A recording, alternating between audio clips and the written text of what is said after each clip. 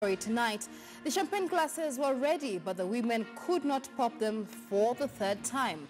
After a long wait, the much publicized two-thirds gender bill failed to get the requisite number to take a vote in the National Assembly. In a move that the sponsor of the bill and the leader of majority party said was meant to save the life of the bill, the House resolved to postpone the vote to February next year. The exact date of the vote will be decided by next week by the House Business Committee.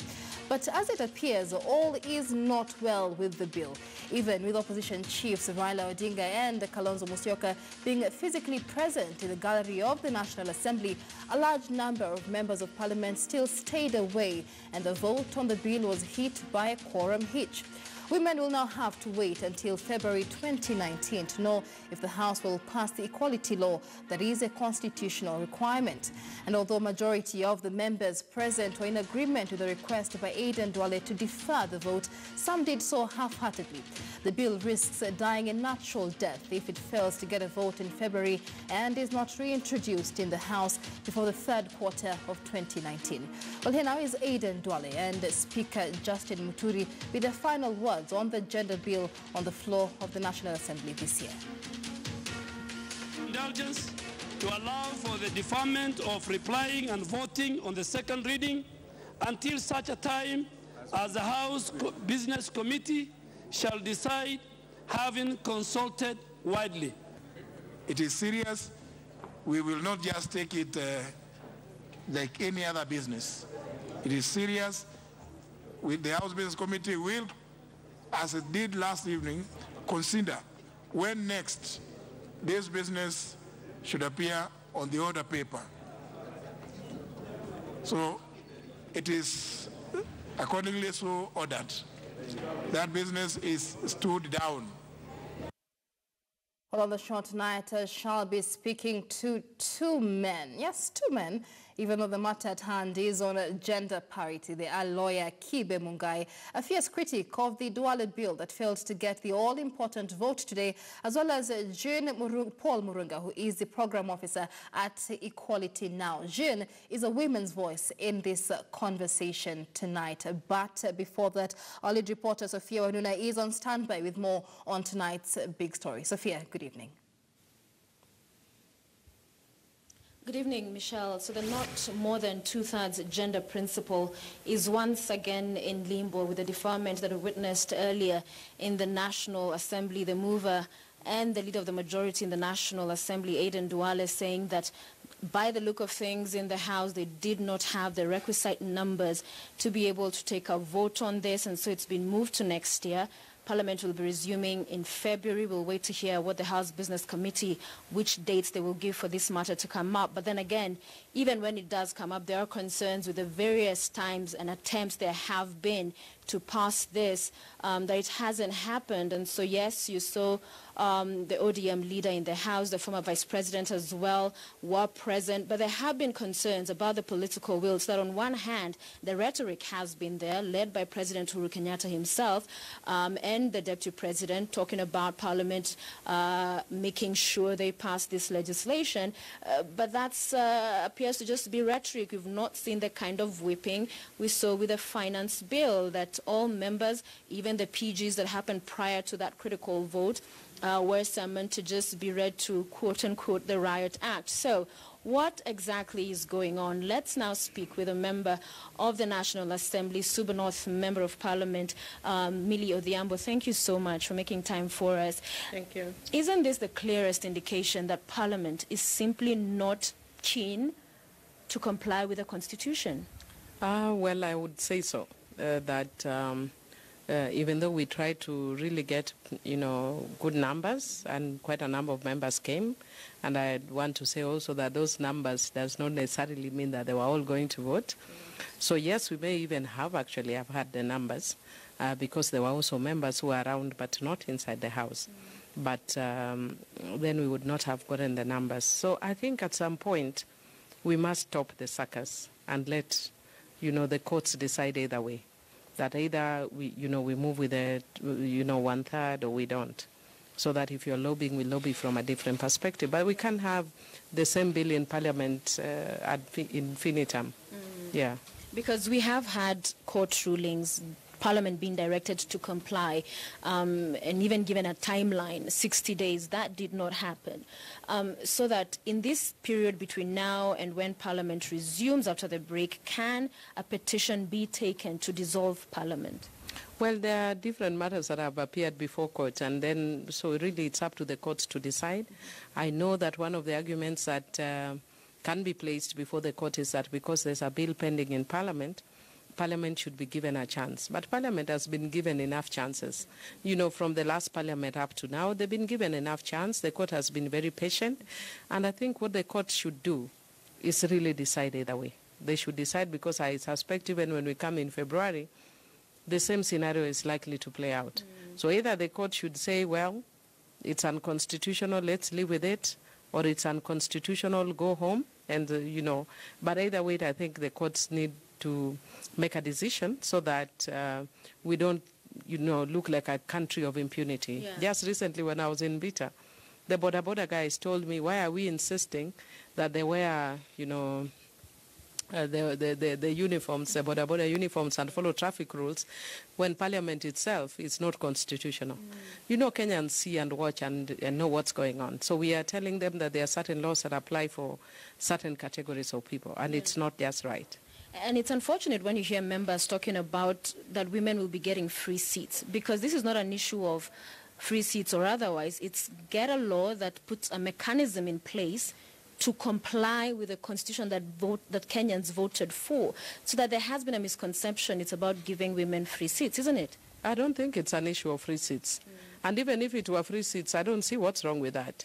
And the reason why I don't see what's wrong with that, women carried men in their stomachs for free for 9 months. So they had accommodation for 9 months for free. So even if we got into Parliament for free, what's the big deal? But I don't think there's anything for free. Because when women are brought there, it's brought because of years of historical injustices against women. It's like somebody telling you to get onto a race with a man, and the man is free, but you as a woman, you have a baby behind your back, you're pregnant, and you're carrying a load on your head, and you're being told, this race is going to be free and fair, so get set and go. You definitely will fail because you have history of discriminatory practices against you, history of religion against you, history of lack of resources. So there is no way you can tell us that the playing field is free. And then you will find violence against you, and you'll find discrimination and, all manner of things against you when you are playing out with men. And so it is not free. That's why we need a platform where then women can learn from a safe zone, and then they can compete with men. And it has actually been proven in the Kenyan Parliament that it works. I was a nominated member, now twice elected. We have Sophia Abdi Nur that was nominated, and the first time she was actually elected and won, and she was denied the seat. Those are the things women go through in 1997.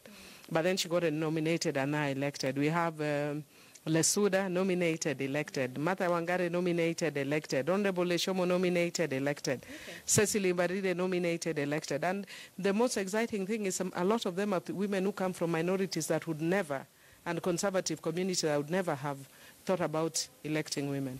Let's talk about the political will at the very top. Let's begin with the ODM party, the minority side. Yes, Raila Odinga was in the House today. However, this again brings the voice of opposition has been rendered impotent to the extent that we saw the whipping that happened. Raila Odinga calling for a PG, even the members and the chair of ODM who had earlier said they'd shoot down the finance bill. After that meeting, a statement was read and everyone was in line. We didn't see that this time around. Well, actually, ODM called a PG. And even after calling the PG was then called off because of other factors. But the party whipped members. That I can state for a fact that we were whipped and we were told this is the party position. And even before we went in to vote, there was a press conference, by the party. Of course, for me, I would have hoped that we'd even seen a lot more, but then the party leader came to the House, which is the greatest sign yet that you could see in terms of support. But the male members, sometimes decide because of people tend to think this is a gender bill. When a women's bill, when it's not a women's bill, it's a gender bill. I'll give you an example of Murang'a County that has 4 constituencies, and out of those 4 constituencies, 3 are occupied by women and only 1 by a man. So he's actually outnumbered if you have the woman rep. So in Murang'a County, if you are going by counties, it's actually the men that may need affirmative action. So once we found, if you were to move at that level, that is, so there would be a time actually that we may, it might flip. Yeah. Just like in Rwanda, it's now at 62, and the men at 28%. So Rwanda actually now needs affirmative action to bring in, the men to that level.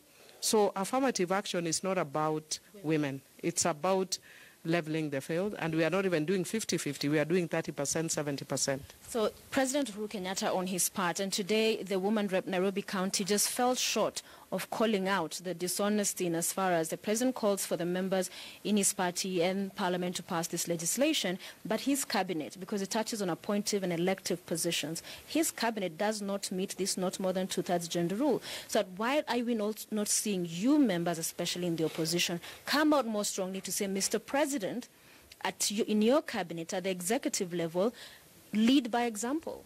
I don't think this would even be an issue of the opposition. When you're talking about mainstreaming gender, it's an issue of the whole House. So I think it should be a call that is both Jubilee and the opposition, and especially at this time of the handshake. And some of us have actually expressed our concerns about those numbers in the past, but that has not been corrected. So for me, I would not be shy to actually ask the president to reconsider and ensure that we comply by the constitutional provision that even the cabinet needs to have the 1/3. Because then we will be seen that at the top we are the ones who are violating the constitution, yet we are expecting people at the, at the lower levels to comply. Very soon, if you have a very innovative Kenyan like, what's this guy who's always going to court on human rights? Okia Mtata might actually go to court and say, can we be excused from compliance with certain rights, because then we don't have an even playing ground, because some people are allowed to obey certain rights or comply with certain rights when others are not allowed to. So I think because of that, we need to lead by example. Yeah. As leaders, we are the ones who should be telling people, leading with the culture of compliance or constitutional compliance. Honorable Pasaris again once saying that they had to lobby even women. Did that surprise you? No, it does not surprise me. I've been here a long time, and sometimes people do not understand that we are living in a setup where women have been socialized and cultured to feel that women do not amount to much. And so when you find yourself in a setup like this, then women will kind of feel that way. But then there are also some women who will feel that if other women come, they are taking the space that we have. So that doesn't surprise me. But what we have been doing is working with different women, urging women to support this. Yeah, so there may be different reasons that some women will not feel that. And then there are also subtle, differences in the groupings. We have women who are in 47 who came through affirmative action seat, and there are women who came from single constituency seats. Some may feel that if I made it, why should you not come, in the same manner? But you see, if you don't have this history of knowing what the struggles people have gone through, that even you who may have come direct, it is because other women have had to go through so much in order for you to come direct. Yeah. And you find that a lot of them, even those who have come direct, there are very few who came direct first time.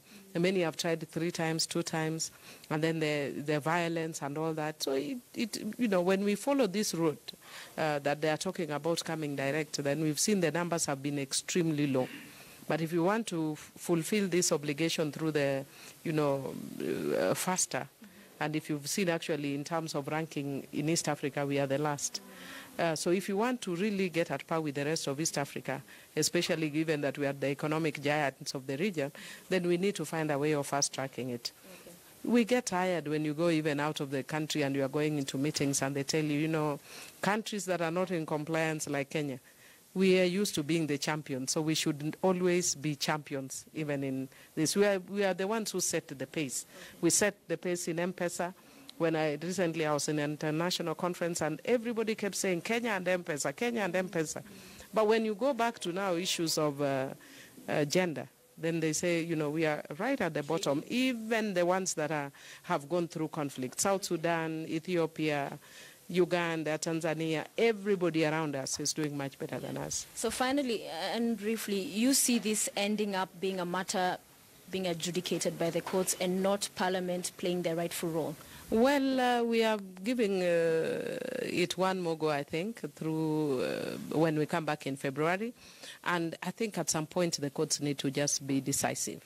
Yeah. The courts just need to make a very firm decision and move on. If the court gives 60 days and we are not in compliance, deal with the 60 days. If the courts are supposed to give, advisory opinions, give your advisory opinion. If the court is supposed to advise the president, advise the president. Yeah.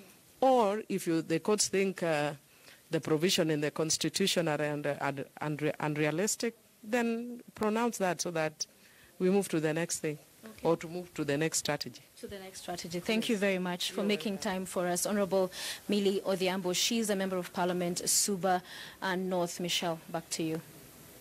Reporter Sophia Wanuna there. As I mentioned earlier, it is a conversation on gender parity, but on the show tonight I will be speaking to two men. One of them is lawyer Kibe Mungai, who is a fierce critique of the Dwale bill that failed to get that all-important vote today. Also in studio is the program officer at Equality Now, Jean-Paul Murunga. Gentlemen, many thanks for joining us on the big story tonight. Jean, let me begin with you. You are the women's conversation in this voice. What does this quorum hitch, as reported, mean for women today?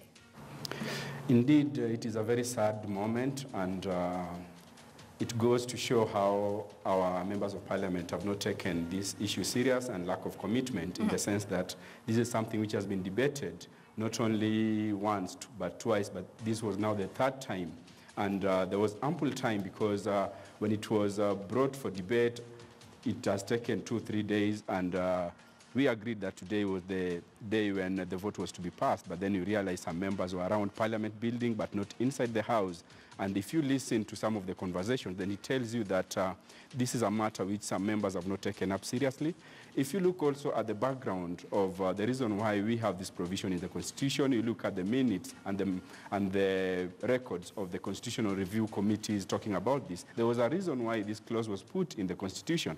And just by a comparison, if you look at other provisions which talk of affirmative action as well, when we talk of revenue allocation in counties, remember there are some counties which were recognized as having suffered marginalization and therefore were given affirmative action in terms of budgetary allocation for a number of years. So then when it comes to this issue of 2/3 gender rule, it should not be seen like a gift being given to a certain gender or some favor, but it is something which has been anchored in our main document, our grand norm, which is the Constitution. So then it is a very sad moment, but again, as Honorable Millie Odhiambo amply says it, that they have one more chance, and we are watching, and we just want to tell the members of parliament as well that Kenyans are watching, and this is not a matter for the women of Kenya only, but it is a matter that touches all Kenyans because we are all under one constitution. And that's why the preamble says that we, the Kenyan people, we gave ourselves this document to govern us, to lead us into the future. And before I bring Kibe in, it seems to be, unanimously agreed that the 2/3 gender rule should be implemented, should be recognized as in keeping with international practice. Would you say then that there is a problem with the contents of the bill? This is in the first bill, however, but in Parliament, however, it matters whether you are competitively elected in an elective position. We've heard one of the members of Parliament, or some of them, however, say that they're in support of this gender bill, but perhaps we should talk about excluding elective positions in these situations. Jean, go ahead.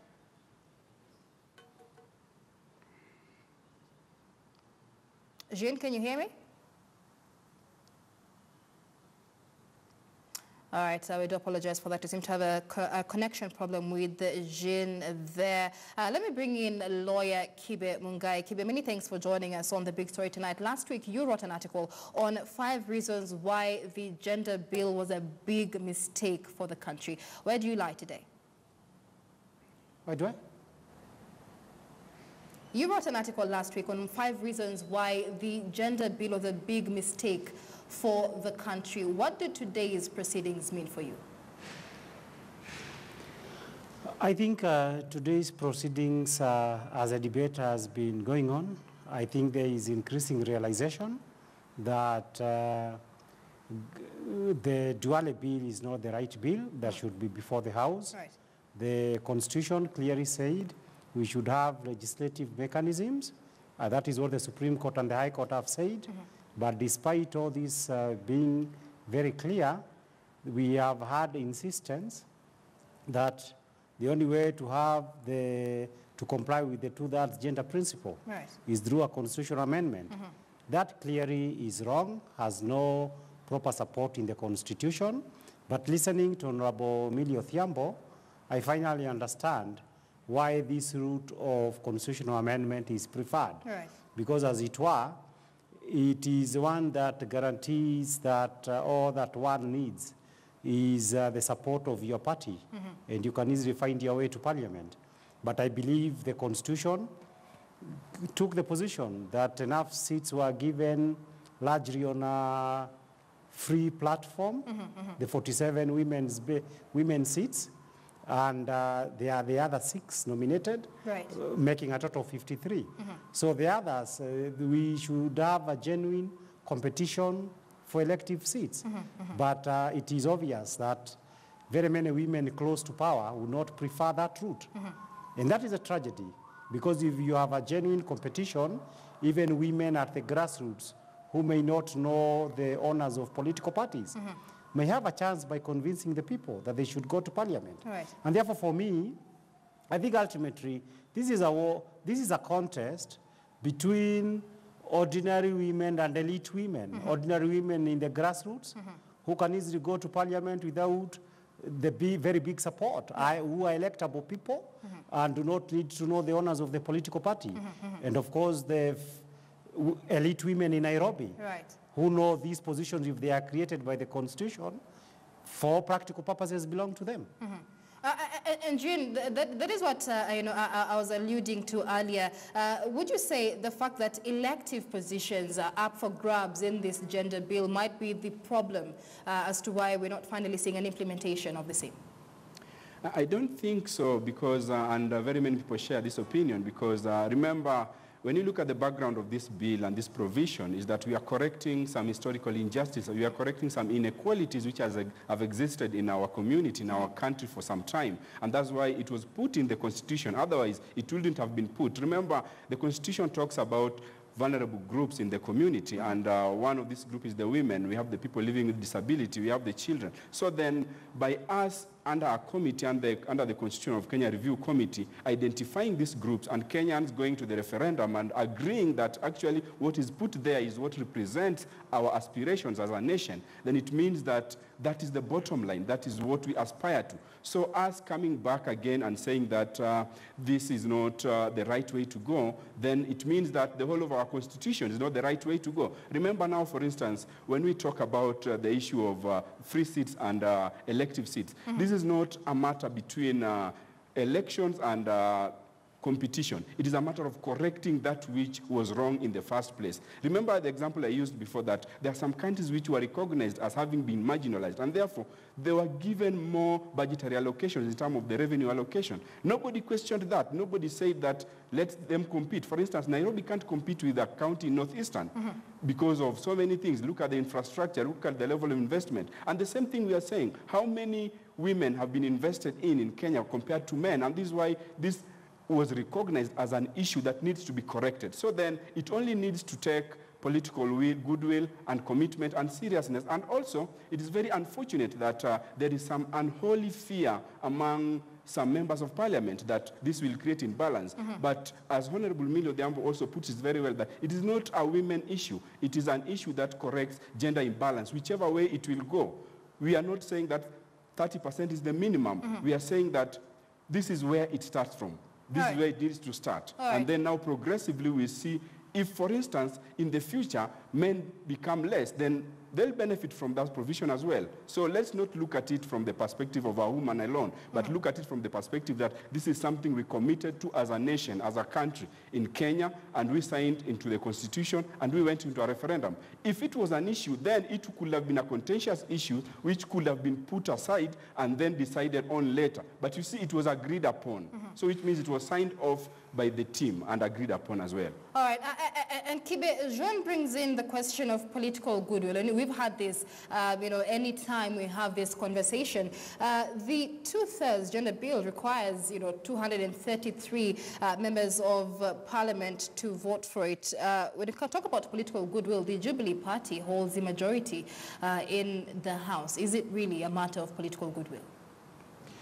No, I think on the issue of gender bill, it's not even a matter that required people to be whipped. Because I think the point of disagreement which people are trying to go around is a simple one. That very many people on principle say no more seats should be created. One, that the 2/3 gender rule should be complied with on the basis of the current size of parliament. That is one group of people which seems to have a majority, and they seem to hold genuine views. Then there's another group, these are the owners of political parties and the elite women, who wants to amend the constitution to create additional seats. Even the Wananchi are not with them. And that is why when you talk about political goodwill, I think there's a sense of embarrassment. How does the leaders of political parties go on whipping too much their MPs when clearly the people themselves would want a scenario, which is what the Constitution provides for, in which you retain the current size of parliament and you comply with the constitutions. To the owners of political party, that's a difficult position because it will mean that the normal political prerogative they have to dish out seats in various seats would be affected if the law were to require that women must be accommodated in their party strongholds. But by creating additional seats, effectively you end up getting more power to get your favorite group into parliament. And people are opposed to that. And I believe even in February, I don't see anything much changing. And therefore, for me, the only issue would be, why is it so difficult to do the right thing that the Constitution provides? The Constitution has mentioned the issue of legislations about 20 times. In all instances, Parliament has enacted legislations to do what the Constitution wants. On the issue of gender bill, the Constitution did not say that it is going to be amended to provide for the 2/3 gender principle. This is an invention, and that is why I've been challenging them. That anybody even who are to try to say that anything big would happen, in the first place, what the Constitution says, what the courts have said, has never been complied with. Have you ever seen a single legislation that would require even 30 MPs to be in Parliament, to be placed before Parliament, to enact the 2/3 gender principle? Right. It is the people who can make a difference who want it to do their way, not the way of the constitutions. If you want it to go the way of the constitutions, every Kenyan has got no problem. Get this 2/3 gender principle in place, but do it without increasing the size of parliament. All right. It is a very, very simple thing. You can do it within 2 weeks if the owners of political party wants to cede something to the Kenyan people. All But right. obviously they don't want to decrease their power, even an inch. That's where the problem is. All right, lawyer Kibe Mwingai, a fierce critic there of the Duale bill. Also in Studio tonight is Jean-Paul Murunga, who is a program officer at Equality Now. We welcome your views on this conversation. The hashtag is The Big Story. We'll be back shortly.